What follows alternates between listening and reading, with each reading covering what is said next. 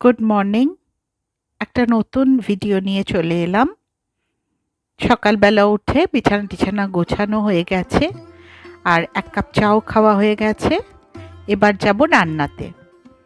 তো সকালবেলাতে এত তাড়াহুড়ো থাকে, মানে রান্না বান্না বসাবার আগে আমাকে ঘর ঝাঁট মোছ, বিছানা তোলা, বাসন টাসন মাজা, এগুলো সব করে ফেলতে হয়।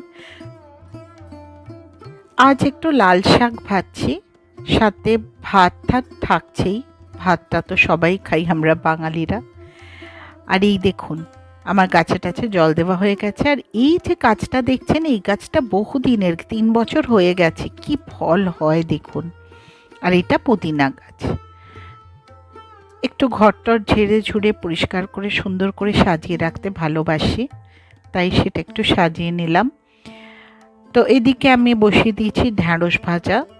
ঢ্যাঁড়স ভাজার ডাল দিয়ে খাবে আমার হাজব্যান্ড। আমার হাজব্যান্ড ডাল যখন খায়, ডালের সাথে কিছু একটা লাগে। আজকে বানিয়েছি মটর ডাল। মটর ডালে একটু লাউ দিয়েছি আর ঢ্যাঁড়স ভাজা।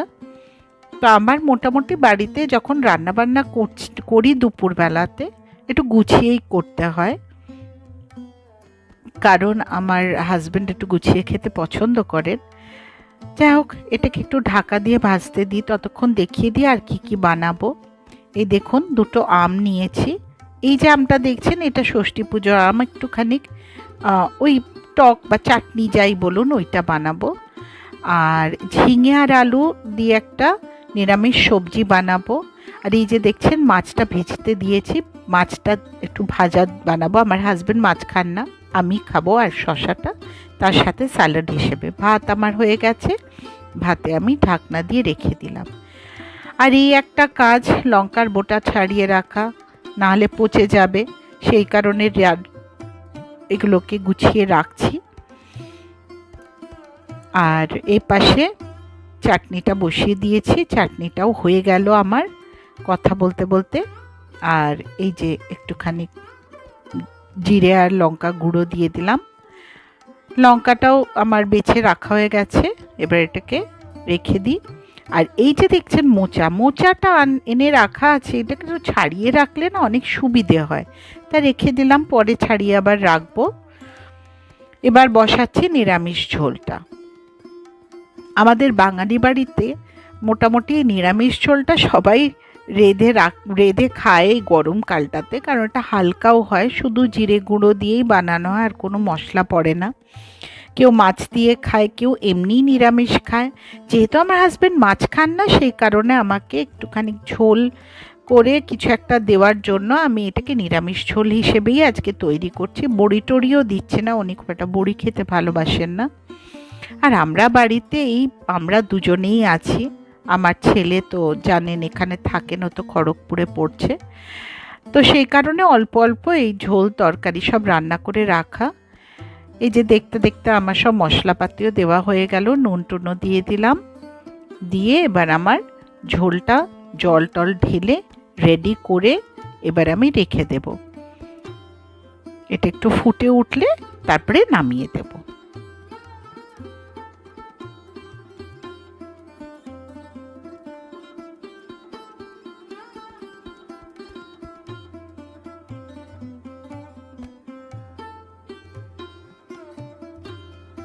কাজের ফাঁকে একটুখানি সিরিয়াল দেখতে দেখতে এই মোচাগুলো ছাড়িয়ে নিই। চলুন এবার চান করার সময়, চানটাও সেরে নিই।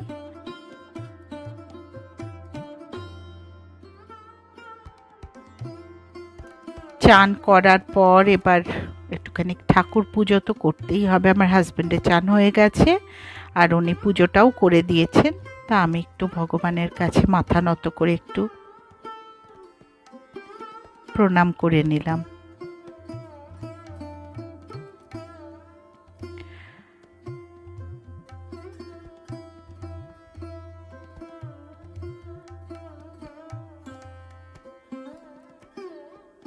তেল দিয়ে দিলাম।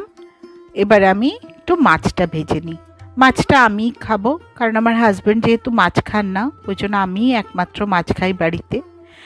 আর আমার ছেলে অবশ্য এলে সেও খায়। আর ল্যাজা আমার ভীষণ প্রিয়, তাই ল্যাজাটা দিলাম। ল্যাজার একটা পেটির মাছ। পেটি না, সরি, দাগা, এটাকে দাগা বলে, তো দাগা একটা ভাজতে দিলাম।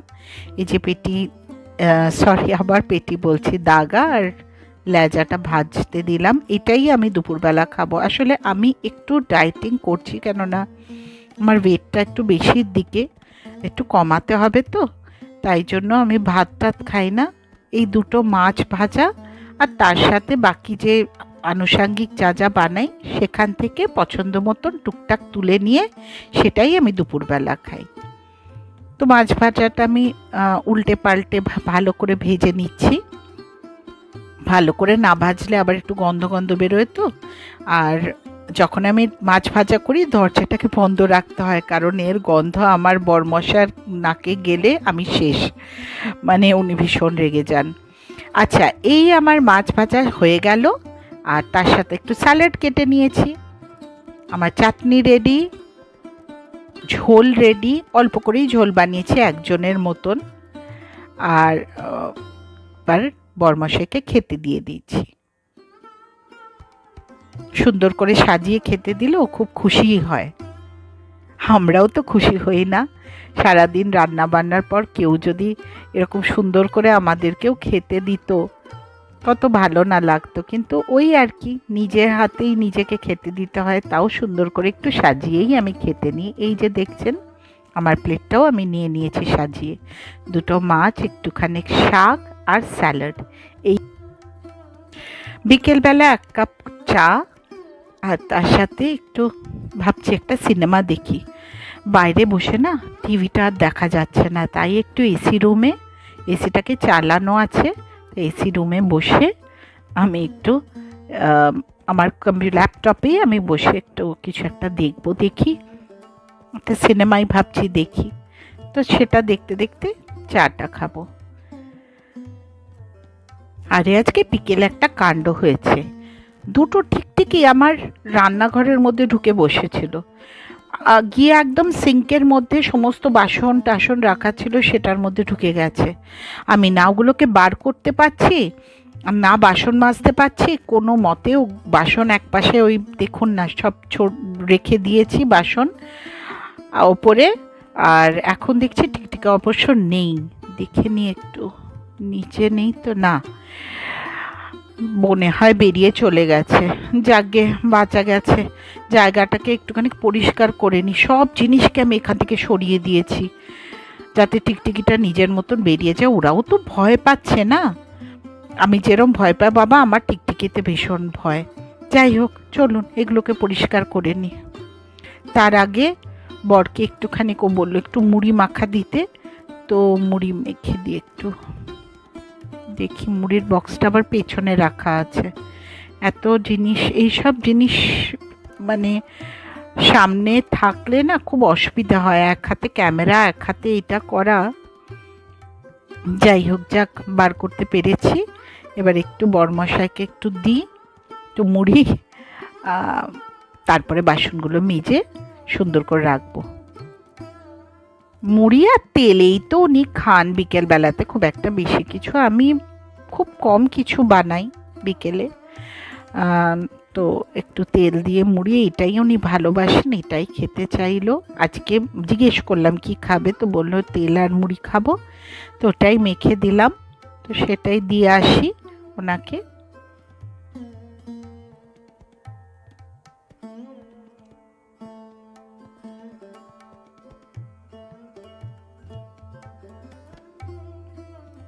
এই যে ঘরে বসে আছে, দিয়ে আসি।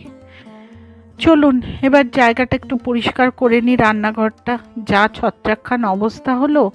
আর বিস্কুটের প্যাকেটটা আজকে তো খুলেছিলাম, তো এটাকেও ভালো করে বন্ধ টন্ধ করতে হবে। বাবা কোথায় কি টিকটিকি ঢুকে পড়ছে, তো এইগুলো সব পরিষ্কার করে নিই, তারপরে আসছি। বাসন আমার মাজা হয়ে গেছে।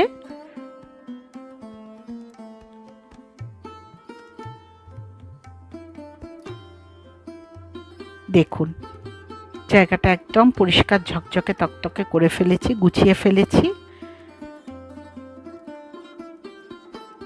চলুন বিকেলবেলাতে আরেকটা কাজ আজকে আছে, আমি একটু ক্রিম আর দুধ আনিয়ে রেখেছিলাম, এই গরমের মধ্যে একটু আইসক্রিম বানাবার খুব শখ হয়েছে।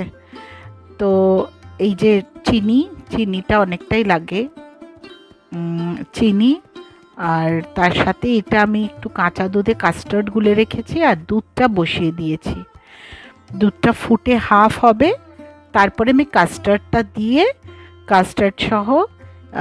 কাস্টার্ড দিয়ে ফুটিয়ে তারপর ওটাকে রেখে দেব।